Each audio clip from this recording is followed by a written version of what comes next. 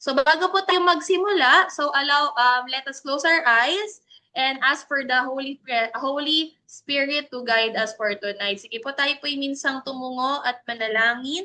Nakilat makapangyarihang Diyos, lubos po kami nagpupuri at nagpapasalamat sa gabing ito. Salamat po sa pagdalo at maging sa presensya mo, O God, sa aming kalagitnaan, Panginoon. Lord, as we continue to study your word, Panginoon, hallelujah, hayaan mo na ikaw po ang siyang sumama sa buhay po ng bawat isa sa amin, Panginoon. And Lord, we pray, anuman pong bahid ng kasalanan o karumihan na meron po kami, Panginoon, ito po yung hinihingi namin ng kapatawaran, Panginoon, at ang aming dalangin, malaya kang kumilos sa amin pong kalagitnaan, O God. Lord, bless thy servant na siyang gagamitin mo upang magpahayag ng iyong salita, Lord, ang aking dalangin. Let your lips be thy lips, Panginoon. And Lord, hayaan mo na, Lord, open our eyes, open our spiritual ears for tonight. Salamat po at hayaan mo na ang bawat mensahe pong ito ay tumimo sa aming puso, O God. Salamat po sa iyo pong papuri pagsamba. In Jesus' name we pray. Amen and amen. So again po, maraming salamat po and good evening po sa bawat isa. So tayo po ay nasa ating 23rd weekly Bible study at tayo pa din po ay nasa Little Shepherd Community. So ang parable po na na-assign sa inyong lingkod at aking napili and I believe na napili din ng Lord while meditating is the parable of the workers in the vineyard. Ayan. So, if you have your Bible, so whether yan man po ay hard copy or soft copy in your cellphone, so samahan niyo po ako sa pagbabasa in Matthew chapter 20, verse 1 to 16. Ayan. So, sabi po doon, Verse 1, For the kingdom of heaven is like the landowner who went out early one morning to hire workers for his vineyard. He agreed to pay the normal daily wage and send them out to work. At 9 o'clock in the morning, he was passing through He was passing through the marketplace and saw some people standing around doing nothing. Verse 4, so he hired them, telling them he would pay them whatever was right at the end of the day. Verse 5, so they went to work in the vineyard at noon and again at 3 o'clock, he did the same thing. Next po, at 5 o'clock that afternoon, he was in town again and saw some more people standing around. He asked them, why haven't you been working today? For the kingdom of heaven is like the landowner who went out. Ay, parang naulit. So verse 7, they replied, because no one hired us. The landowner told them, then go out and join others in my vineyard. That evening, he told the poor man to call the workers in and pay them, beginning with the last workers first. Verse 9, when those hired at 5 o'clock were paid, each received a full day's wage. When those hired first came to get their pay, they assumed they would receive more, but they too were paid a day's wage. Verse 11, sabi po doon, when they received their pay, they protested to the owner, those people work only 1 hour, and yet you paid them just as much as you paid us, who work all day in the scorching heat. He answered one of them, friend, I haven't been unfair. Didn't you agree to work all day for the usual wage? Take your money and go. I wanted to pay this last worker the same as you. Is it against the law for me to do what I want with my money? Should you be jealous because I am kind to others? So those who are last now will be first then, and those who are first will be last. So blessed be the reading po ng ating salita. And to start po, before the discussion po tonight, so meron lang tayong question dyan, and gusto pong malaman ang inyong insight, comments po with this question. Ayan. So have you ever felt it was unfair when two people receive the same reward after different efforts? Ayan, sige po. So again, have you ever felt it was unfair when two people receive the same reward after different efforts? Sige po, let me know sa ating comment section o baka po may gustong mag-open mic. Ayan, so ano po ang inyong saloobin or ano ang inyong maaaring i-share? Or alam ko sa mga nagtatrabaho po dito, um, makaka-relate tayo dito. Kahit din pala sa school, no? Applicable din siya kapag halimbawa sa groupings. Sige po, let me know in the comment section. Raise hand lang po kayo sa gustong mag-share or mag-open mic. Sige po, baka po may nais na mag-share or mag-type sa comment section. So halimbawa in particular, para po sa ating mga work, ang bawa sa mga working individuals. So halimbawa, sa isang project, tapos kayo ay may isang group project o parang ganon. Tapos ikaw na bilang isa sa mga leader ay mas marami ang naging effort doon sa trabaho na yon. Tapos yung isang kasama mo ay mostly, ano lang siya, pabigat. O pag sabing pabigat or parang walang masyadong kontribusyon. Pero, nung time na na-awardan kayo, pare-parehas kayong nabigyan ng salary raise. So, ano yung mararamdaman mo? Ano yung maaari mong maramdaman kung ikaw yung dumaan sa sitwasyon na yon? At para naman sa mga estudyante, since uso ngayon ang thesis. So, halimbawa, during sa group grade, so, ikaw yung pinakamaraming nasagot sa panelists. Tapos, isang kasama mo na wala namang masyadong nagawa or wala man lang masyadong naisagot ay nakakuha ng mataas na marka dahil sa effort na mas ay binigay mo o marami ang iba. So, anong mararamdaman mo? Sige po, mukhang nahihiya sila ito siya. Ayan, sige po. So, sino po yung gustong mag-share? Baka may sagot na sila sa comment section. Wala? Hindi niyo pa ba ito nararamdaman? Grabe, hindi niyo ba nararamdaman yung ganitong feeling? Mga kapatid, buwang ano sila, hesitant silang magsagot. Yes, Sister Deeps. Thank you for raising po. Naalala ko lang sa previous work ko kasi medyo matagal na ako sa bank and nalipat ako from teller, naging audit ako. So ngayon, ang tagal ko na sa bank, tapos na, parang nag-uusapan ng mga salary. Tapos nalaman ko yung new hire na CPA, mas mataas pa yung salary compared sa akin. So parang sabi ko, parang ang unfair kasi ilang years na ako sa bank, 7 years na ako. Tapos same kami ng work. Tapos ako pa yung nagtuturo dun sa new hire na yun. Tapos nalalaman ko na mas higher yung salary niya sa akin. Pero parang somehow may purpose pala dun si Lord. Kasi kung pinagkatiwalaan ka niya sa ganong bagay, may iba pala siyang plano para sa akin. Na which case nakalipat ako sa work na medyo maganda yung naging compensation package. So, hindi pala yun yung end of the story. So, pero at that time, feeling ko talaga sobrang unfair. Mas parang feeling ko nag-work ako na parang hindi na-appreciate yung efforts ko. So, ayun. May purpose pala si Lord sa lahat. Tapos, yun. Feeling ko talaga ang unfair nun sa akin nung time na yun. Kasi parang iba kasi kapag sa amin kasi sa previous work ko, iba kasi kapag kunwari, um, new hire ka na CPA ka na versus sa naging CPA ka during na nagtatrabaho ka doon. Kasi nag-start ako, hindi pa naman ako CPA eh. So, nung nalipat ako sa ibang department, halos wala namang in-increase sa akin. So, parang yung job ko, yung salary ko is pang teller, pero yung job ko pang audit na. So, nung time na yun, sobrang feeling ko unfair, pero may purpose pala si Lord doon. Parang minold niya yung character ko noon na not to look at the salary din talaga. Pero more of yung experience na magiging ko through that. And so far, ang dami kong na-realize na dapat to trust God's plan lang talaga. May iba't ibang timing lang pala sa bawat isa sa atin. So, yun. To God be the glory. Amen. To God be the glory. Sabi nga, no, all things work together for good. Sobrang nakaka-relate din ako kay Sister Deeps kasi nararanasan ko din yan, lalo sa trabaho ko. Yung feeling din na yung amount ng work na ginagawa mo, hindi siya well compensated sa sahod na nare-receive mo.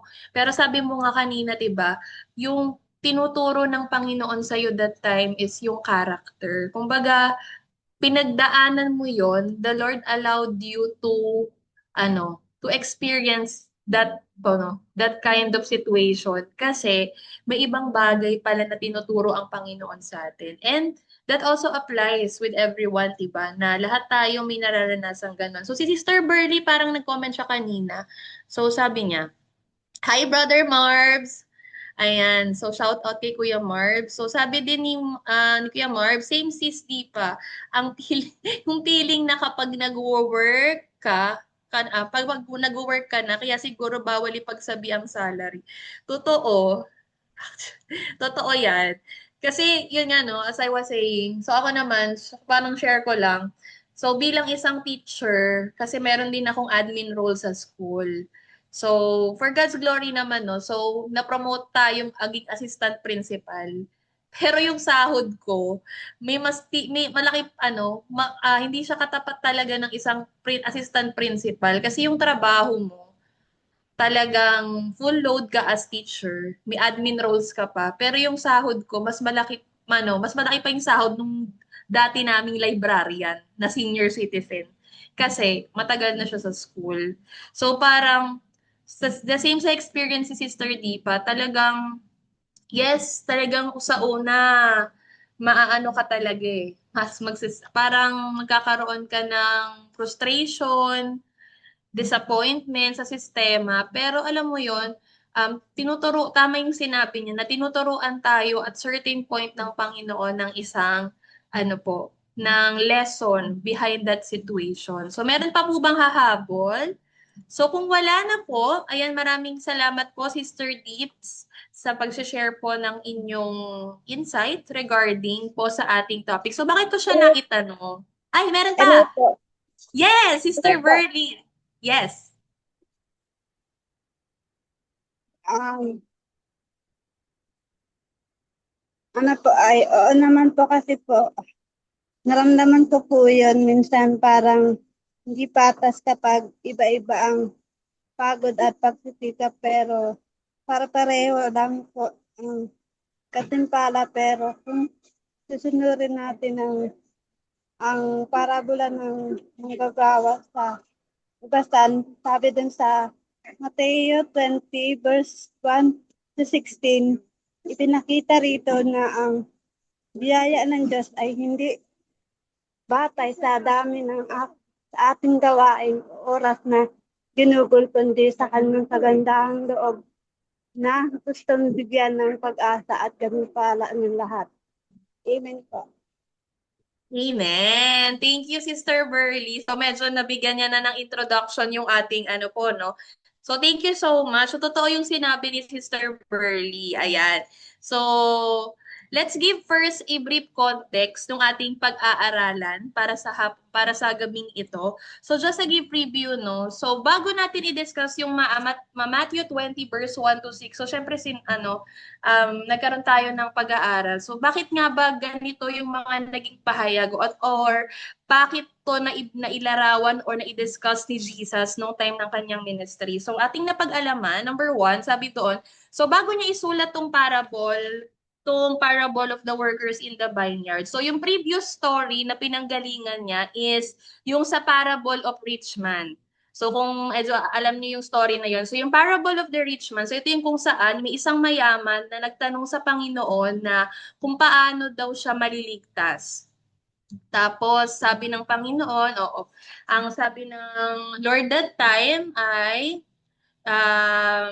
why do you ask what is good? There is only one good. If you could enter life, keep commandments. Sabi sa verse 17 nito. So sabi doon, you shall not murder, you shall not commit adultery, you shall not steal, you shall not bear false witnesses. So dumula doon sa mga nabanggit po na yon. So sabi nung rich young man, lahat yon ay nagawa niya na. So sabi niya, so all this I have kept, what do I still lack? So sabi ng Panginoon, if you would be perfect, go, sell your possession, give to the poor, and follow me.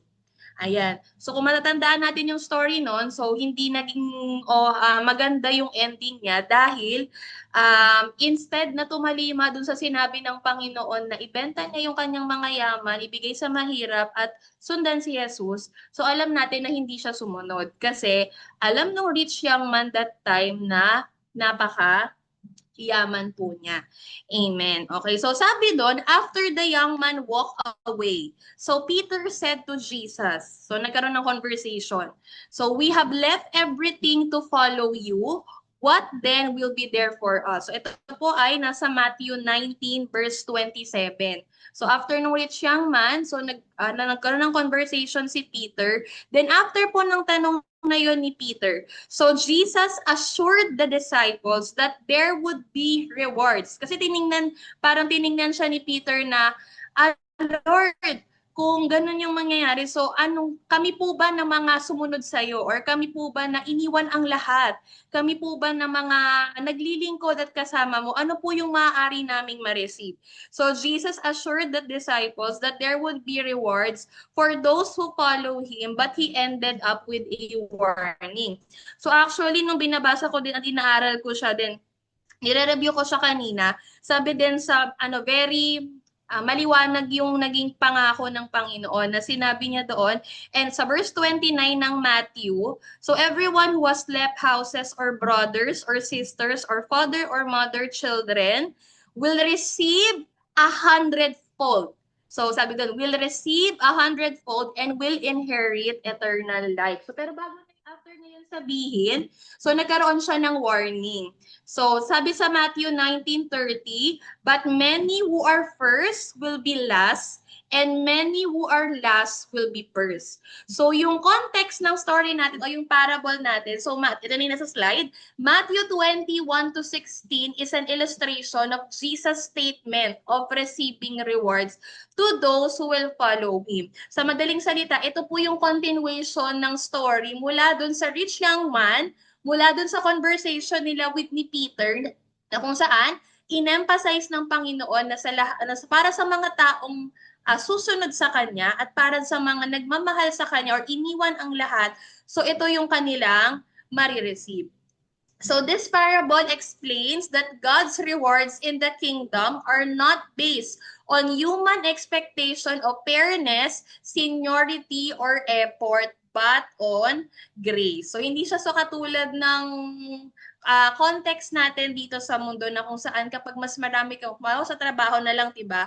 Kapag kung performance-based ang inyong trabaho, diba? Kapag mas gumawa ka ng project, kapag nakapagpasok ka ng sales sa company, diba, you would receive promotion, you would gain salary raise, at marami pang benefits. Pero sa context po ng Christianity or sa context ng kingdom ng Panginoon, hindi po sila magkaparehas ng parameter na ginagamit po. But ang ginagamit lang po sa kingdom ng Panginoon is on the context of grace. So for tonight, I would be sharing 4 points to ponder. So ano ba yung tinuturo ng parable of the workers in the vineyard sa atin, ng mga Kristiyano, at sa buhay po ng bawat isa sa atin?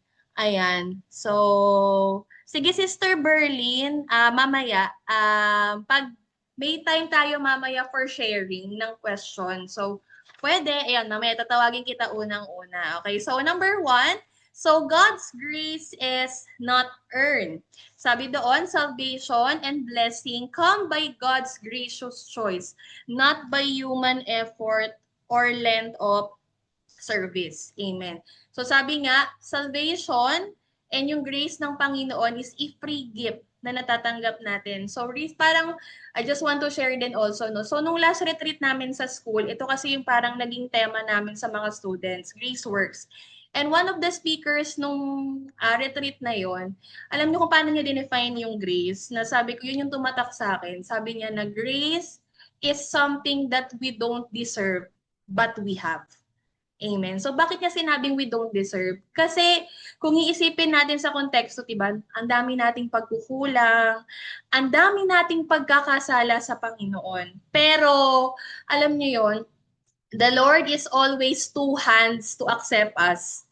'Diba? Something na, 'diba dapat kung titingnan din natin or aalalahanin, naalala ko that time yung story ng Passion of the Christ na kung saan, na kahit ilang taon na rin akong Kristiyano, yung scene na kung saan ipinapako na yung pinaka-nail itself sa mismong kamay ng Panginoon. Ngayon, according from the Bible scholars, yung pako nung time na yon is approximately 6 inches. So iisipin nyo, para sa kamay ng Panginoon, supposedly tayo dapat yung ipinapako. Pero the Lord sacrificed Himself. Ganon kagrabe yung pag-ibig ng Panginoon sa bawat isa sa atin. Kaya nabuo yung John 3:16. Diba? For God so loved the world that He gave His only begotten Son, that whosoever believe in Him shall not perish but have an everlasting life. So dun sa paanyaya na yon, hindi tinitingnan ng Panginoon kung ano ka. Sabi nga, 'di ba, come as you are, 'di ba? So kahit ikaw ay kahit sino ka, 'di ba? The Lord will openly accept for who you are. And in the parable po, 'di ba? So the workers hired at different hours receive the same wages. So kung mapapansin natin, 'di ba, yung mismong landowner doon, so nag-hire siya nung umaga, nung tanghali, at nung gabi, o yung mga around 5 p.m. Pero mapapansin natin, 'di ba, na kahit iba-iba sila ng oras, 'di ba, the same wage lang yung kanilang natanggap. And on that context, the workers na hinar doon represent each and every one of us. And the same wage na kung saan natanggap nila represents the grace na natatanggap natin sa harapan ng Panginoon. So at the end of the day, hindi tatanungin ng Panginoon kung gaano kakayaman, ano yung educational attainment mo, ano yung mga bagay na ginawa mo. So hindi siya ganun eh. So sabi nga, ang pag-ibig ng Panginoon is something indescribable na 'di ba tayo bilang tao, kapag halimbawa na-broke na yung trust natin sa isa, 'di ba? Parang ang daling mag-fall out of love. Pero sa Panginoon, kung iisipin natin, 'di ba, na ilang beses man tayong madapa, ilang beses man tayong magkamali, pero nandun yung pag-ibig ng Panginoon na kapag ibinigay natin yung kapatawaran or kapag humingi tayo ng repentance sa Kanya, 'di ba sabi ng sa context sa Bible, yung lahat ng kasalanan natin would be as white as snow. Ganon kabuti ang Panginoon. Kaya nga, I want to emphasize on this point. Sabi sa Ephesians 2 verse 8 to 9, for it is by grace you have been saved through faith. And this is not from yourself. So hindi sa sarili mong effort, hindi sa sarili mong gawa, kundi yung grace na yon is a gift from the Lord. And pag sinabing gift, diba, ibig sabihin lahat yon entitled na pwedeng tanggapin or lahat pwedeng makatanggap. Hindi sa works o not by works so that no one can boast. And on the context po dun sa diba, sa story sa Bible, siguro yung iniisip nila, ayan, so yung hindi talaga siya, hindi siya talaga by works. Kasi kung maaalala natin yung sa story ng Passion of the Christ, sabi sa Luke 23:42-43, ito yung time na kung saan, diba, si Jesus, kasama po yung dalawang magnanakaw, na kung saan yung sa isang side po, diba, ay lubos na pinapersecute siya. Tapos kino-question yung pagiging Diyos niya. Pero yung isa na kung saan, diba, on the contrast na kung saan sinasabi na yung ka-Diyos na meron na tayo, yan yung Messiah. So, diba, nung time na bago mamatay ang Panginoon, diba sabi niya, Lord, paraphrasing po na, isama mo ko sa paraiso. So, at that very moment, diba, na-receive ba nung magnanakaw na yun yung salvation o yung eternal life? Yes, 'di ba? So hindi tiningnan ng Panginoon kung ano yung past niya, kung ano yung background niya, sa magnanakaw siya. Pero ang tiningnan ng Panginoon that moment, yung simple na lumapit ka. Kaya nga 'di ba sabi, come to me all of you who are heavily laden and weary. Tapos lumapit tayo, draw near to God and He will draw near to you. So pag lumapit ka sa Panginoon, pag lumapit tayo sa Panginoon, ang Panginoon ay lalapit sa atin. Ayan. So number 1, again, that's point number 1. God's grace is not earned. Okay, next, number 2. Number 2 is, so I hope na meron tayong natututunan. So comparison steals joy. Ayan. So measuring ourselves against others lead to discontent and resentment. So dun sa parable, so I would like to highlight the word discontent and resentment. So sabi dun sa parable, yung mga early workers become unhappy kasi 'di ba dun sa context ng binasa natin. So nung pinasahod, ang una kasing pinasahod 'di ba is yung mga huling dumating. So yung mga dumating ng 5 p.m. which is isang oras lang silang nagtrabaho. At na-receive nila is a day of work. The same. Ngayon, itong mga unang na-hire ng umaga at ng tanghali, syempre they are nagkaroon sila ng assumption or nagkaroon sila ng expectation na dahil nauna silang i-hire, so mas marami silang nagawa, so mas makaka-receive sila ng mas malaking sahod. Pero tiba they were disappointed, they were unhappy kasi sabi doon, parehas lang yung natanggap nila. So sabi po doon, joy is lost when we focus on what others receive instead of being thankful for what God has given us. So parang on this context of the parable, tinuturuan din tayo ng Panginoon na maging kontento. 'Di ba? Let us always remember mga kapatid na kung saan ay we are all equal sa harapan po ng Panginoon. Tsaka naniniwala din ako dun sa pahayag na meron kanya-kanyang season ang bawat isa. Para po sa mga Gen Z, ay hindi, para sa mga millennial na katulad ko dito, alam ko maraming mga millennial dito. Diba tayo, may mga part ng season or buhay natin na kung saan, ito, alam ko makaka-relate kayo sa akin dito. Yung alam niyo yung may mga classmate ka o may mga kaibigan ka na, Lord, bakit ang unlad-unlad na nila? Lord, ba't ang laki ng sahod nila? Bakit nakakapag-travel na sila sa ganong places? Bakit sila may ganito, may iPhone, may mga, parang ang dami na nila accomplishment sa buhay. Pero if you would, parang pag kino-compare mo yung sarili mo, diba bakit ganito lang ako? Diba from that very moment, diba nawawala yung joy. Kasi parang isang bagay din na tinuro sa akin ng Lord that time is, may kanya-kanyang season ang buhay natin. Maaring mas nauna lang yung blooming season nung tao na yon kesa sa atin. So, hindi kasi pare-parehas yung timeline. So, naalala ko yung tinuro namin kanina sa Bible study. The Lord isn't finished yet sa story ng buhay natin. So, kung ano man yung good works na sinimula ng Panginoon, the Lord will make it into the very end. So, tatapusin yun ng Panginoon. Saka let us always bring into context na yun ngang hindi Kristiyano, pinapaunlad ng Panginoon, diba? Kumbaga parang ganun na lang yung pagpapala nila. Tayo pa kaya? Kumbaga tayo pa kaya ng mga anak ng Diyos? And yung mismong kalapit na natin is the maker of blessing. Diba? Yung nagbubuhos ng biyaya. Kaya let us also be, aside sa pagiging kontento, maging patient din tayo na kung saan hindi ibig sabihin na nasa ganitong season sila, hindi mo din mararanasan yung season na yon. So sabi nga sa Proverbs 14 verse 30, a heart at peace gives life to the body, but envy rots the bones. So tinuturuan din po tayo ng Panginoon na to trust. Diba? Kasi tama, Little Shepherd, it's a matter of trust din kasi sa Panginoon eh.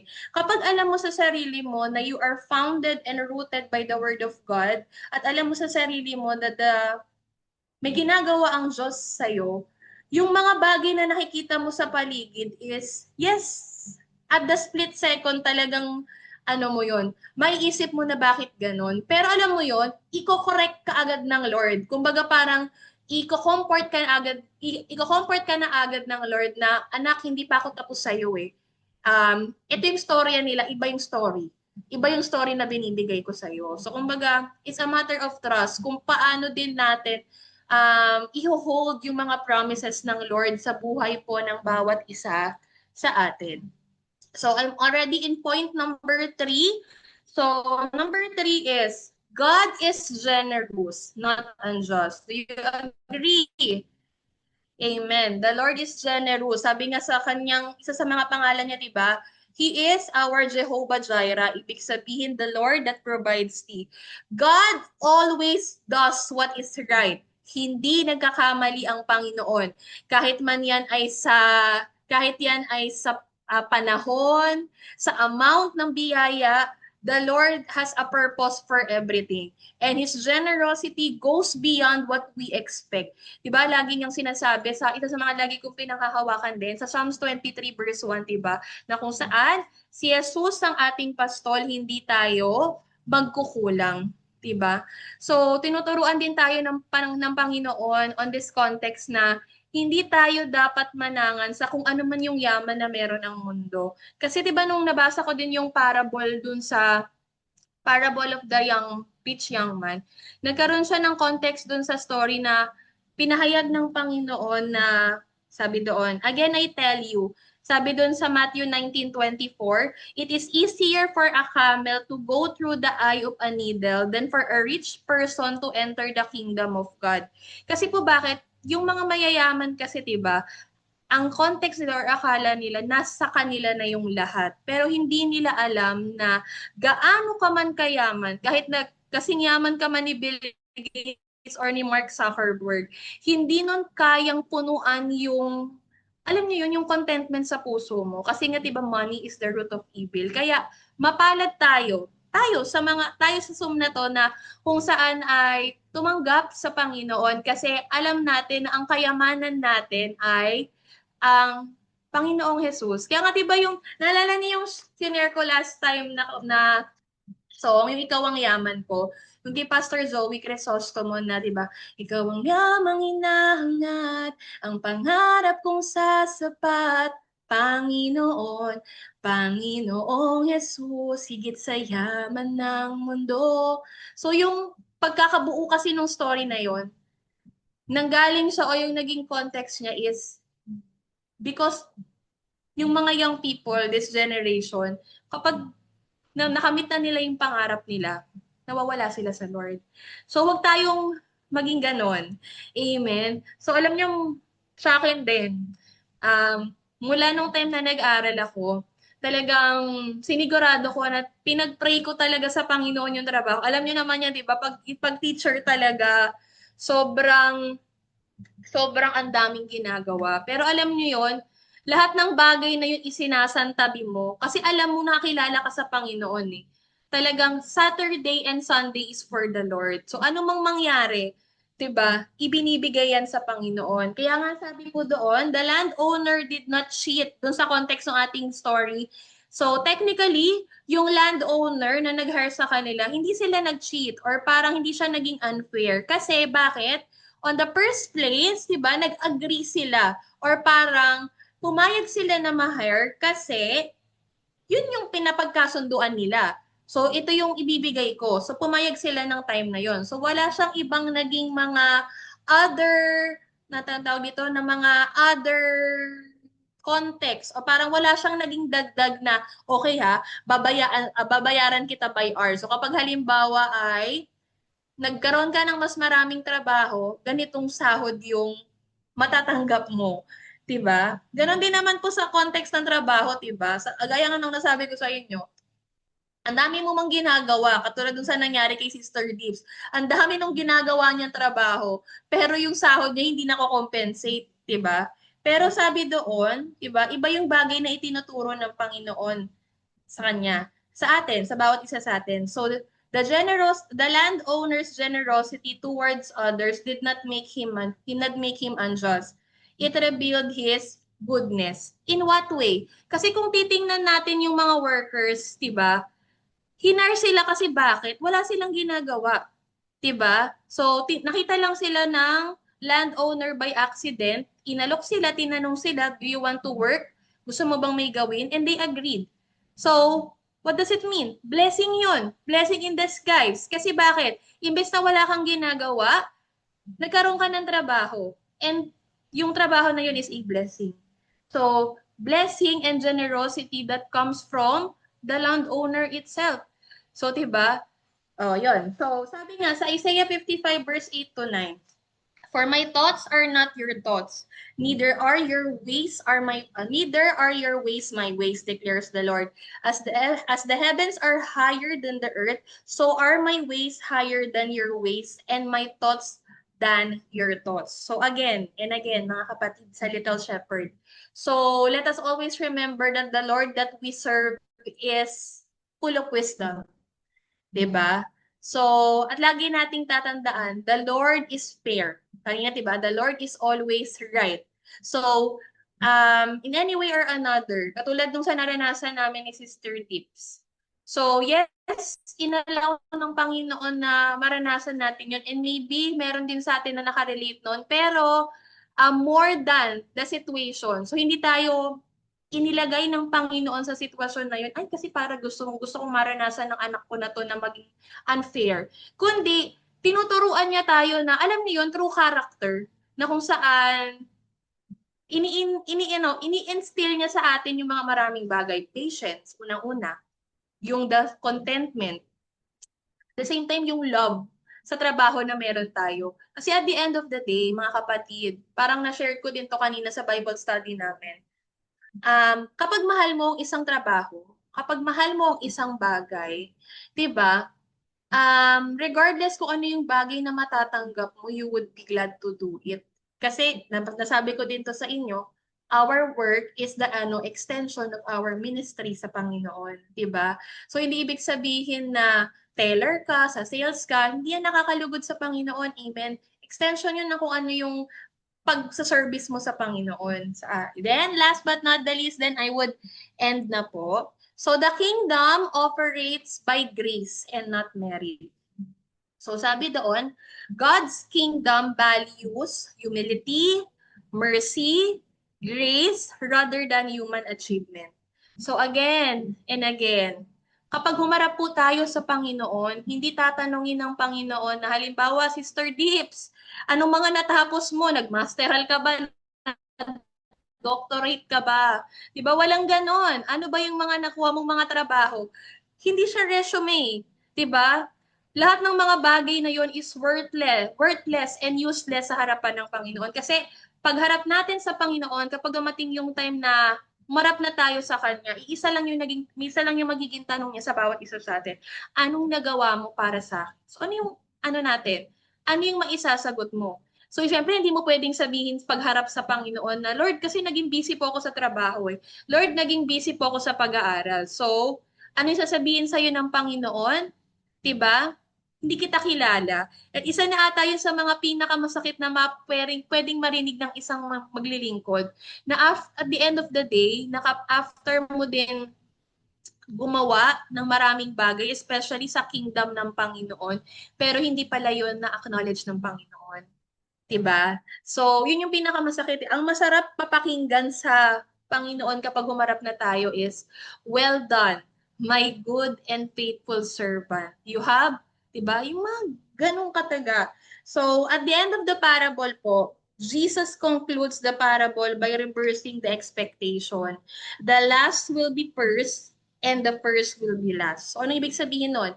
Kingdom rewards are rooted in God's grace, not human ranking. Hindi ibig sabihin na kung sino pa yung mga unang nakakilala, o hindi ibig sabihin na halimbawa mas marami silang nagawa sa Panginoon, is ibig sabihin mas marami silang mabibigay na awards. Mas maraming crowns na marireceive sila kaysa dun sa mga nakatanggap lang recently sa Panginoon.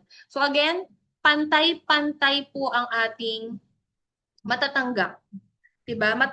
Pantay-pantay yung pagtingin ng Panginoon sa bawat isa sa atin. And sabi doon, Matthew 20 verse 16. So this would be my last verse. So again, I would like to emphasize. So those who are last will now be first.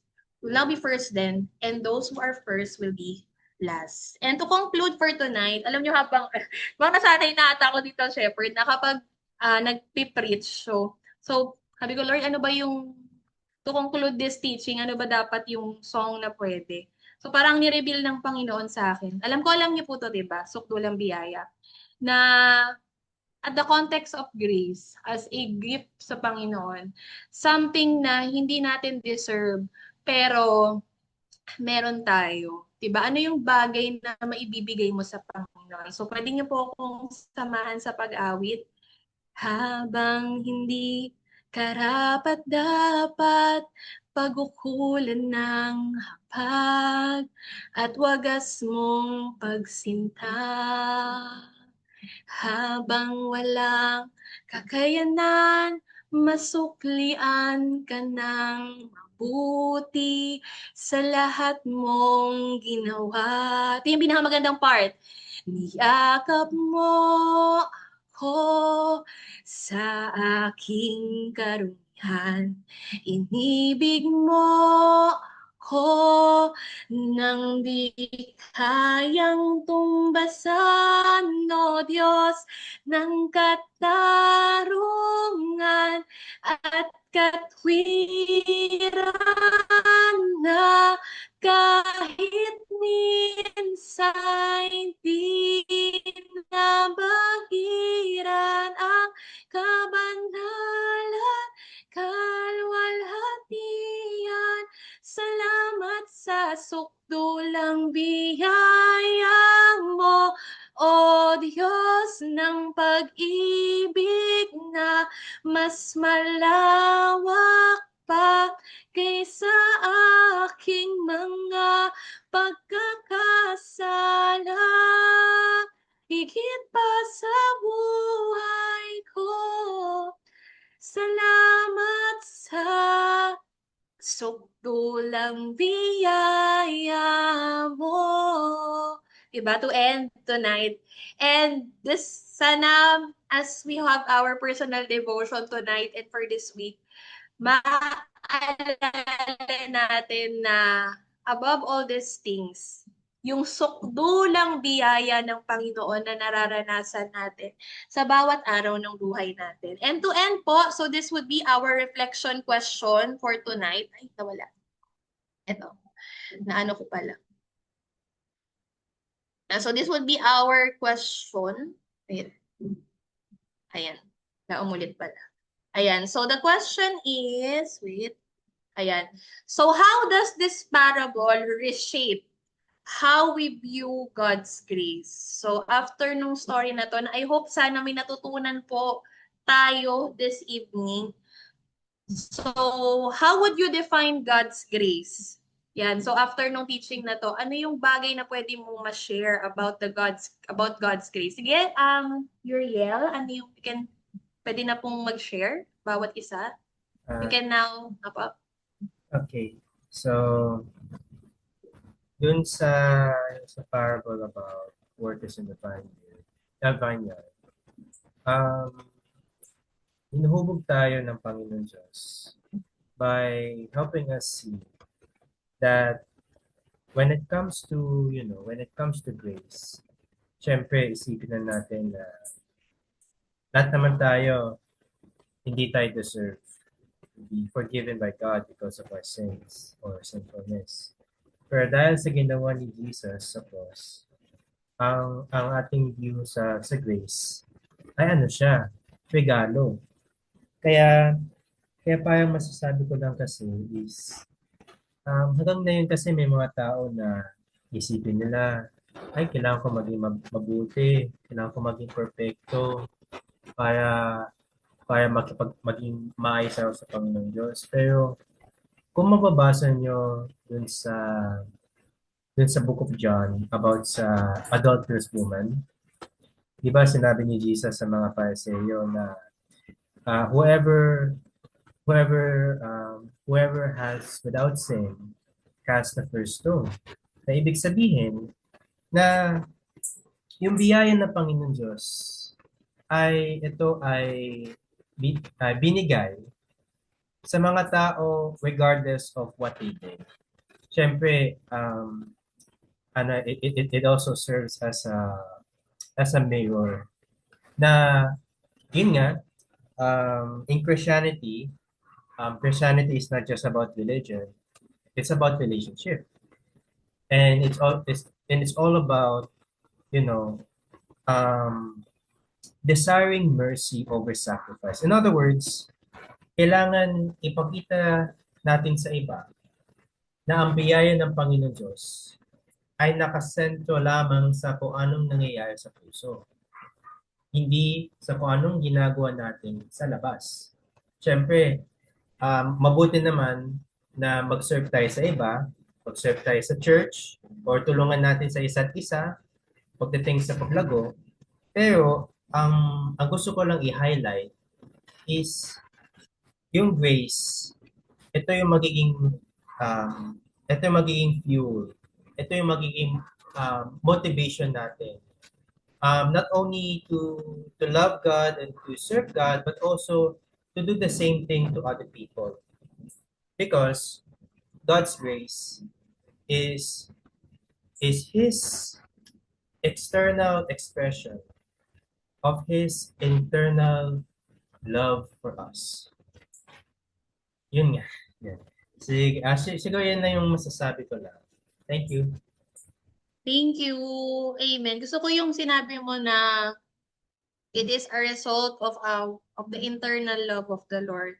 Kasi 'di ba, sa context din na kung saan the God the Father offered His only Son.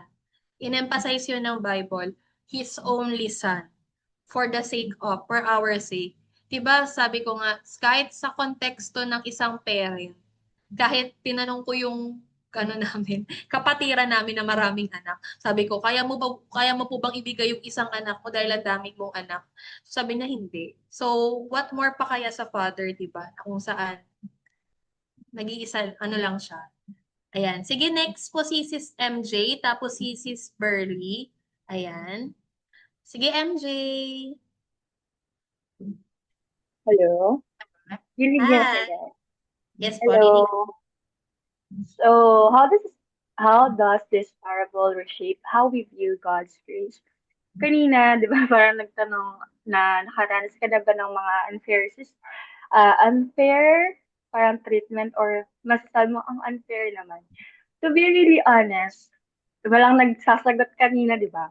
Pero sa dami ng observation natin, marami talaga.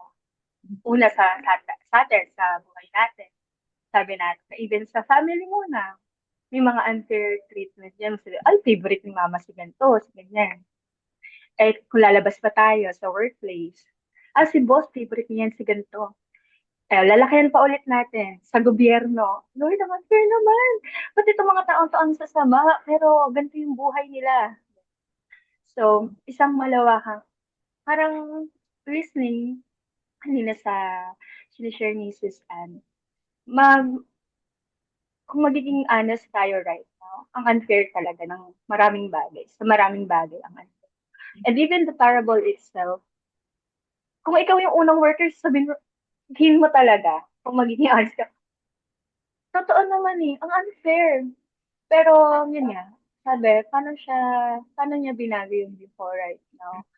Kasi, naisip ko lang, kapag tayo bilang mga Kristiyano, even sa nangyayari sa akin, kapag ang God's grace, binubyo mo na para sa sarili mo lang, or pag sa ikaw na, sa sarili mo, iniisip mo na, deserve ko to. Lord, thank you sa sukdulang biyaya mo.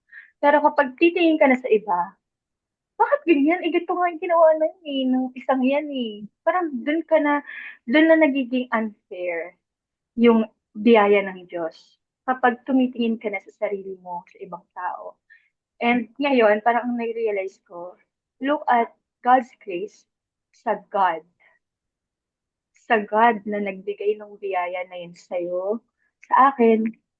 Kapag kasi napupunta na sa'yo, nagiging entitled ka na sa biyaya ng Diyos.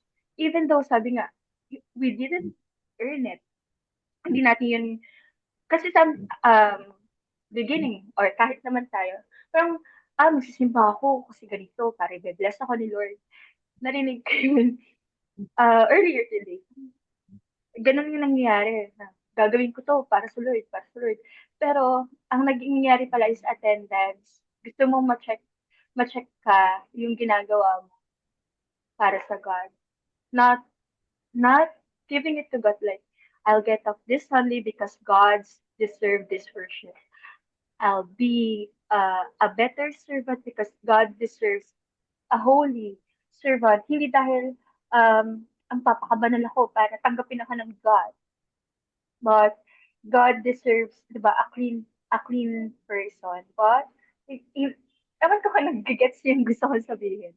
Pero, kapag parang nagiging makasarili na yung tingin natin sa biyaya ng God. Talagang nasasabi natin na ang unfair mo, Lord, ako naman, hindi ako pumatay ng tao eh. Pero bakit ganito yung nararanasan ko sa buhay? Pero hindi, without knowing na we are blessed more than sa deserve natin. Yun yung talaga eh. Hindi lang natin nakikita yung effort ng iba kung paano rin sila mag-struggle. Di ba, kapag sa pagtitingnan ka ng mga, di ba yung shinare kanina si Ann, na Lord, itong mga kabatch ko, ganito yung buhay na, ganyan na. Pero hindi rin naman natin nakita kung yung iyak nila, kung paano sila nag-struggle to get those things. Hindi rin nga natin alam kung yung baka yung pinagdaanan nila mas worse kaysa sa mga pinagdadaan. So yun yung view ko ngayon sa God's grace is look at it at parang sa God nagmula. Hindi para lang sa'yo, kundi yung sa pinaka-pinagmulan ng biyaya na yun. Kasi whenever na ginagawa na lang natin ang isang bagay because parang we want that without like yung service sa God, yung sa King and Kingdom na na uh, parang nagiging focus tayo sa kingdom without focusing sa king. Ayun. Ayun. Ayoko nang humawa kasi baka lalong hindi ko ma-explain. Pero yun, let's look at it na sa Thank you, Diyos. Sis MJ. Gusto ko yung sinabi mo na ito din yung isang bagay na we as Christians, we need to be aware. Yung akala mo Christian ka na nagsoserve and you are entitled for that blessing. Pero again, this parable, binabalik niya tayo dun sa kung anong kaisipan na meron tayo na anak, on the very first place, you are saved because you didn't earn it. Salvation was given and that grace was given to you as a free gift. Libre. Hindi dahil sa kung anumang bagay na ginawa mo sa Panginoon. And thank you for sharing that, Sis MJ. Actually, yun nga eh. Kaya akala ko maraming sasagot kanina kasi marami siyang pwede kasing in the context. Pero siguro sadyang mahiyain lang ang ating mga people sa Zoom. So, sige po. So, bago ko basahin yung kay Sis Trins, kay Sister Burley, kasi kanina pa siya nagre-raise ng hands. So, Sis Burley, ano yung gusto mo i-share? Doon po sa parable on how to God and grace you pray, not decide on amount of work or unit. We are all quality welcome and blessed because of His goodness, not because of no deserving. Yan po yung sagot ko po dun sa tanong na binigay na po. Thank you. Okay, because of the goodness of the Lord. Amen. So, siyempre, doon pa rin tayo babalik na kaya tayo nakaranas ng blessing, nakaranas ng pagkaligtas. It all points us with the love and goodness na ibinigay ng Lord sa atin. So, sabi ni Sis Trins, humbling no, kasi minsan para tayong yung mga workers na umaga pa lang nagwo-work na. Pero kailangan nating tandaan na lahat tayo may kanya-kanyang moments kung kailan tayo kinatagpo ni Lord. Hindi pwedeng dahil maaga tayo nag-work, tayo lang yung deserving ng love ng Lord. Amen. Totoo yun. Akala kasi parang alam niyo yun, na parang nagigit tayong sobrang entitled sa sarili natin na okay, sige, yung mga maagang nakaano, sila lang yung deserving. Pero totoo yun. Yung, ayun nga, sabi ko nga sa inyo, nung pinili ko din tong story na to, sabi ko, Lord, ang haba. Pero kahit ako, sa sarili ko, natuto ako talaga sa kanya na binigyan niya ako ng maraming reminders this evening. At habang inaaral ko siya na ito ako eh. Ito ako nung nakatanggap ako sa Panginoon. Ito ako ngayon. Kumbaga parang nire-remind niya din tayo na yung grace na meron tayo, kung bakit tayo nakakapag-serve, kung bakit tayo naririto, hindi natin siya earn. Sabi nga kanina, diba, ni Uriel, undeserved favor. Hindi ka dapat nandyan, pero dahil sa goodness at pag-ibig ng Lord, you are there. Diba? Ayan. So, sabi ni Little Shepherd din, katulad nung last workers din, it's never too late to return to God. The latecomers were still chosen. With God, it's never too late. Every moment is a chance to respond to His call. Tsaka, totoo yun.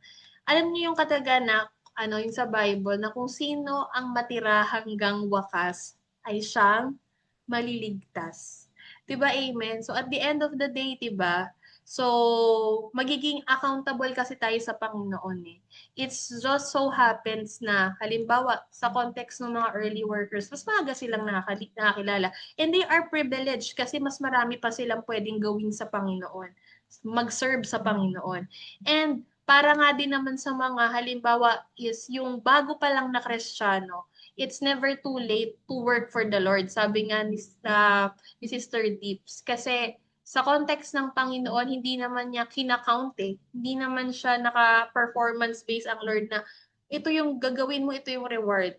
So again, pantay-pantay po yung pag-ibig, yung biyaya ng Lord sa buhay ng bawat isa sa atin.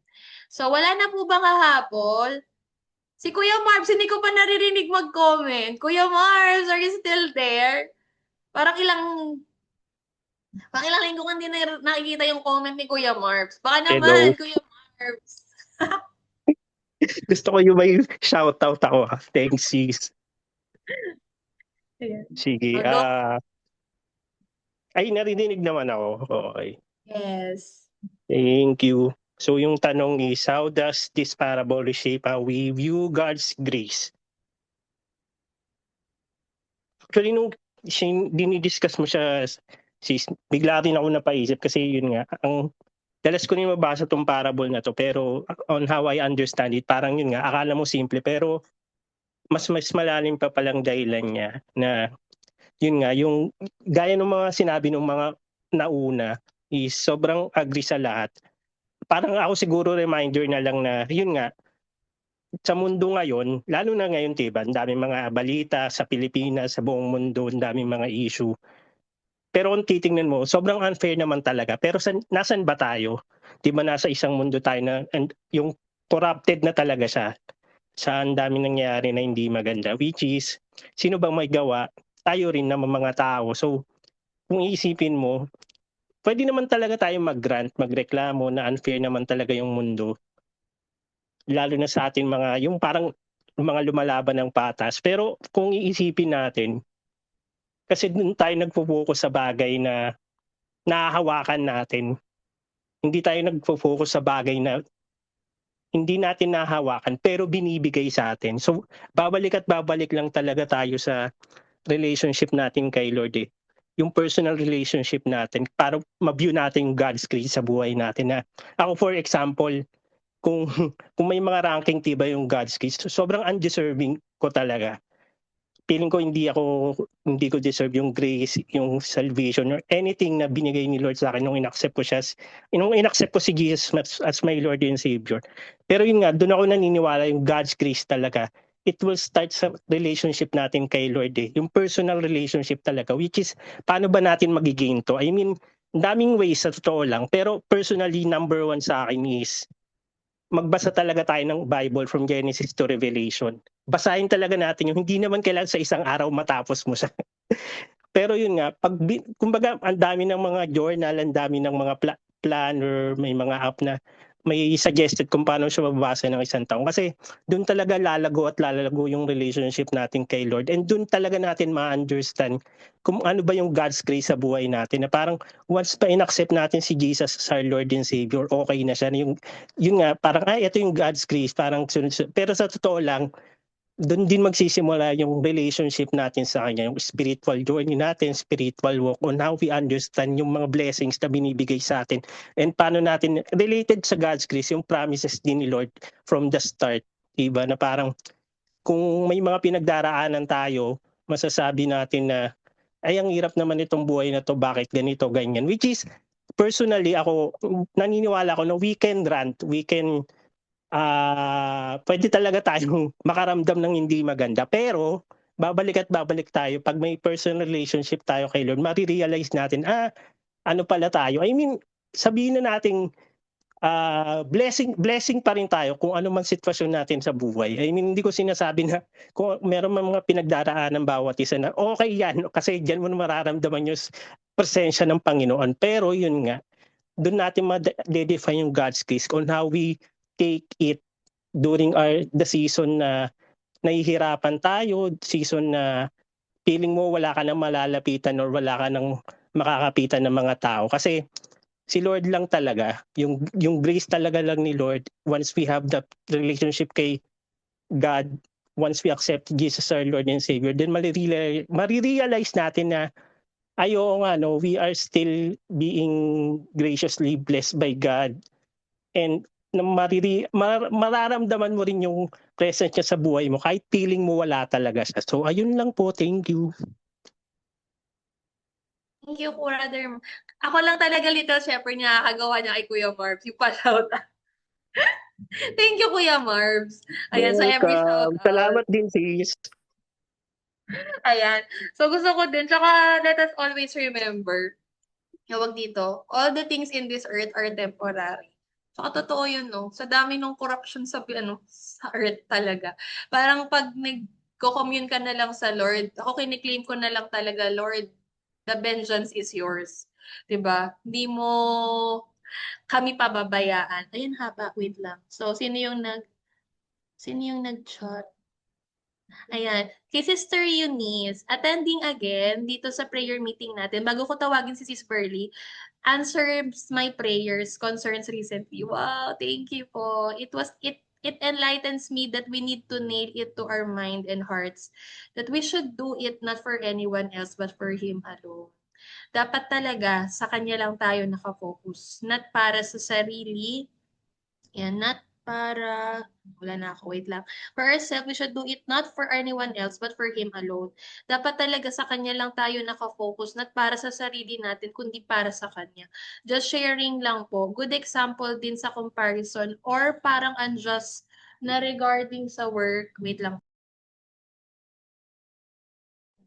Ayan, sa work is AM shifters. Maraming work, maraming activities, maraming gagawin, pero yung sahod, basic rate. Totoo. PM shifters, less lang yung activities kesa sa AM shifters. Pero yung sahod is basic rate plus 12.5% of the basic rate. Night shifters, mas pinaka-less yung gawain kasi parang nagbabantay ka lang. Very konti lang yung gagawin sa pasyente, resident, pero yung sahod is basic rate plus 25% of the basic rate.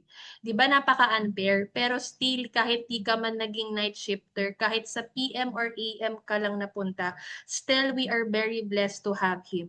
Siya lang talaga ang makaka-happy sa atin. So wait lang po.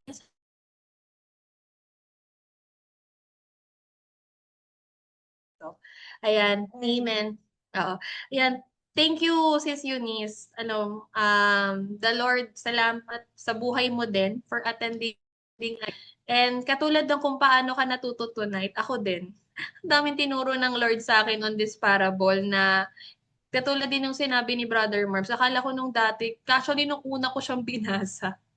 Nung una ko siya din binasa, Lord, paano ko to i-explain? Parang hindi ko alam kung paanong context or paano ko siya i-share sa inyo. Pero alam niyo yun, the Lord is so gracious na sa ganitong context niya tayo o sa ganitong message niya tayo dinala. And salamat din kasi syempre,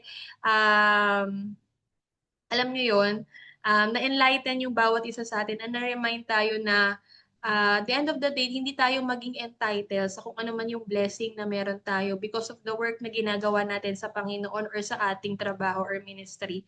Kundi, we would always go back to the cross, we would always go back to Jesus na kung saan siyang nagbigay ng sacrifice at love para sa atin. So yun lang po, I thank God for reminding me to join this meeting again. Thank you! O sige, last na po si Sis Burley. Thank you, Sis Eunice. Sis, sumagot si Sis Burley. Yes, Brother Edmund, bago tayo mag-close tonight, anything to share, take away on how you view God's grace for tonight? Hello po, naririnig po ako. Yeah. Ay, yung sa akin po na totoo nga po yun na talagang yung grace ng Lord is not based sa works natin. kundi yun sa kundi sa heart. Sabi nga dun sa quote na binanggit na na we so much focus in the ministry na nakafocus na lang tayo sa ministry, nakalimutan na natin yung intimacy sa Lord na dun nga sa patungkol dun kay 'di ba kay Maria at kay Martha na sinasabi dun na sinabi ng Lord sinabi niya kay Martha na bakit balisa ka sa mga gawaing bahay. Tapos sasabi ng Lord 'di ba dun na mabuti yung ginawa ni Martha pero mas mabuti yung ginawa ni Maria na na highlight dun na minsan talaga nagiging busy na tayo sa ministry talagang we so much focus that na na attend na lang tayo na parang lang pakitang lang tao pero deep inside talaga parang ang layo na natin sa Lord na sinasabi dun na na na, na, na yung pinakang talaga is yung relasyon talaga sa Diyos na inaano dun na yung grace talaga ng Lord talagang dun pa rin talaga tayo babalik sinabi ng Lord na huwag kang masyadong mag-focus dun kundi sa akin, sa Lord lang. Yun lang po. Thank you po. Amen. Again.